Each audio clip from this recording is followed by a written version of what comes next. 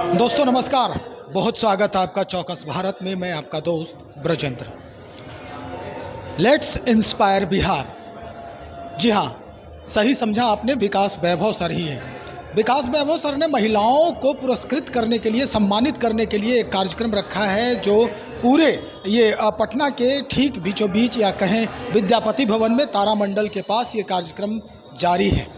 कई महिलाओं को पुरस्कृत किया गया। विकास वैभव ने बहुत सारी बातें महिलाओं के हित में की है।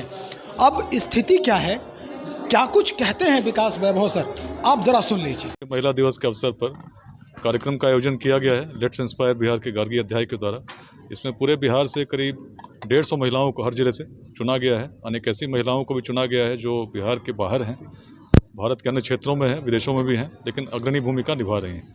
उनको सम्मानित किया जा रहा है। साथ में एक संकल्प बिहार के विकास के लिए प्रेरित कर रहा है, ताकि मिलकर शिक्षा, समता, उद्यमिता इन मंत्रों को धारण करते हुए हमारे पूर्वजों की जो दृष्टि थी, बड़ा सोचती थी, उसमें महिलाओं की अलग भूमिका थी, जिसकी प्रतिनिधि हमारी विदुषी गार्गी वाचकनवी जी रहीं, जिनका स्मरण करते हुए इस अध्याय की हम लोगों ने स्थापना की। तो उसी को स्मरण करते हुए इस कार्यक्रम का आयोजन किया गया। और महिलाओं की सुरक्षा को ध्यान में रखते हुए लेट्स इंस्पायर टीम जो है वो क्या कुछ नया कदम उठाएगी? देखिए, लेट्स इंस्पायर बिहार की जो पूरी टीम एक सामाजिक अभियान है, जिसमें लोग जुड़े हैं। लोगों के जुड़ने से अभियान सशक्त हुआ है। तो गार्गी अध्याय में गार्गी शक्ति अध्याय भी है, जो इस प्रकार के कार्यों को कर रही है। विशेष रूप से जो कॉलेज की बच्चियां हैं और जो महिलाएं हैं, उनकी सशक्तिकरण के लिए, रक्षण के लिए अनेक प्रकार के शिविर लगाए जाते हैं, अनेक जिलों में लगाए गए हैं। और लोगों के जुड़ने से जहाँ इसमें गति मिल रही है, इसमें और गति मिलने की संभावना है। सर इसमें सबसे ज़्यादा युवा लोग जुड़े हैं, सर क्या कारण है? क्योंकि युवाओं से ही भविष्य बदलेगा, ऐसा हमारा मानना रहा है।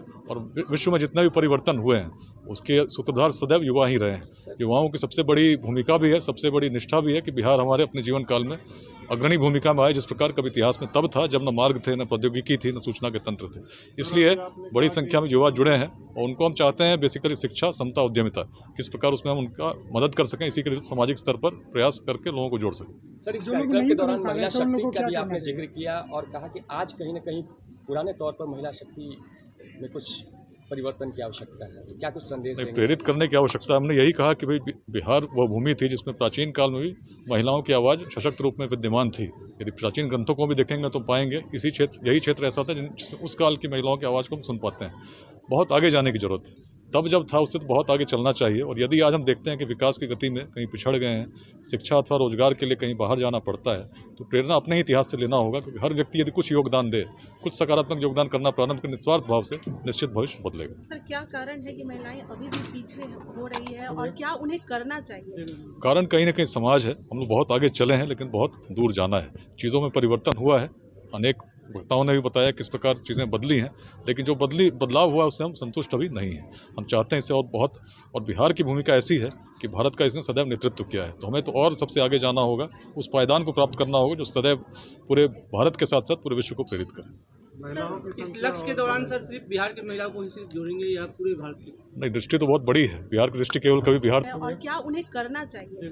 कारण कहीं ना कहीं समाज है। हम लोग बहुत आगे चले हैं, लेकिन बहुत दूर जाना है। चीज़ों में परिवर्तन हुआ है, अनेक वक्ताओं ने भी बताया किस प्रकार चीज़ें बदली हैं, लेकिन जो बदलाव हुआ उससे हम संतुष्ट अभी नहीं हैं। हम चाहते हैं इससे और बिहार की भूमिका ऐसी है कि भारत का इसने सदैव नेतृत्व किया है, तो हमें तो और सबसे आगे जाना होगा, उस पायदान को प्राप्त करना होगा जो सदैव पूरे भारत के साथ साथ पूरे विश्व को प्रेरित करे। इस लक्ष्य के दौरान सर सिर्फ बिहार की महिलाओं को ही सिर्फ जोड़ेंगे या पूरे भारत की? नहीं, दृष्टि तो बहुत बड़ी है। बिहार की दृष्टि केवल कभी बिहार तक नहीं थी, लेकिन जब बिहार में स्थिति ऐसी है कि हम पिछड़े हैं, तो सबसे शुरुआत तो यहीं से करेंगे। तो इसलिए हम लोग चाहते हैं कि बिहार में उस कल्पना का जन्म हो कि अपने जीवन काल में हम बिहार को फिर से स्थापित कर सकते हैं उसी रूप में जिस रूप में कभी प्राचीन काल में स्थापित थी। कमजोर नहीं समझें अपने आप को, योगदान करें और निश्चित ही भविष्य हमारा है। तो सुना आपने कि किस तरह से वो महिलाओं को प्रेरित कर रहे हैं। लगातार ये कह रहे हैं कि उन्हें सुरक्षित और संरक्षित रहना है, अगर तो उन्हें आगे बढ़ना होगा, कदम आगे बढ़ाने की ज़रूरत है। चलिए, इसी संदर्भ में एक महिला यहाँ और पहुँची थी, जिन्हें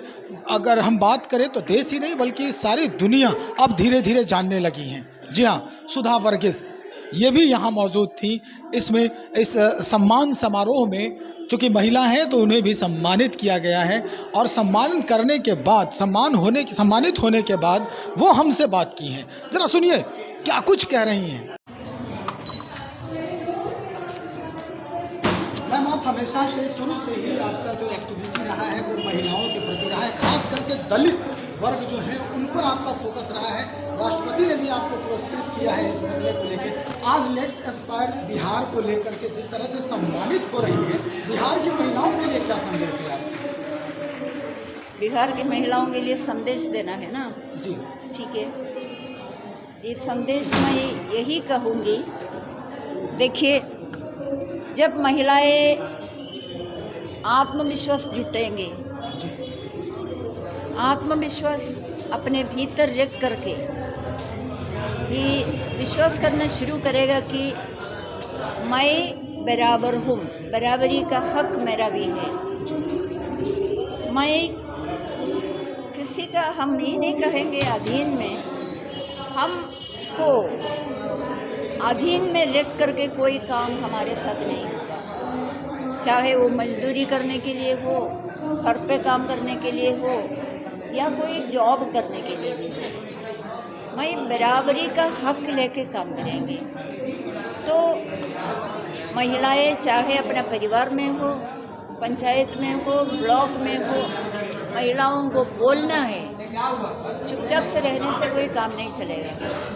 तो आत्मविश्वास, हिम्मत चाहिए। बिना यदि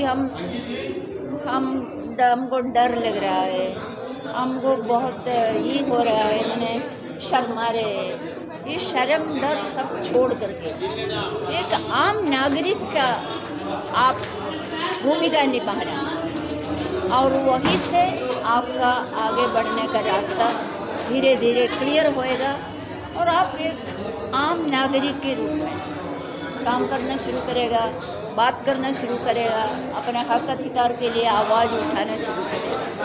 तो हम यही कहेंगे हर महिला से, डर छोड़ो, लाज शर्म छोड़ो, आवाज़ उठाओ, हिम्मत से आगे बढ़ो।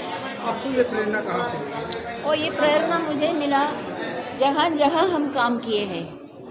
हम मुसहर जाति के साथ एक काम करते हैं, तो उनका मेहनत, उनका संघर्ष देख करके मुझे प्रेरणा मिलते हैं, और वे लोग हमारे साथ खड़े होते हैं। वे लोग हमको कभी कभी बोलते हैं, दीदी ऐसा कीजिए, वैसा कीजिए, मैं उनसे भी सीखती। तो मेरा प्रेरणा स्रोत वही लोग हैं। तो देखा आपने, सुना भी, किस तरह से वो संदेश दे रही हैं सुधा वर्गीस की क्या कुछ बदलाव हो सकता है अगर महिलाएं अपने आप को समझें कि वो हैं क्या। चलिए, हम ऐसी ही खबरों को लेकर बहुत जल्द हाजिर हो रहे हैं। आप बने रहें हमारे साथ। बहुत शुक्रिया आपका।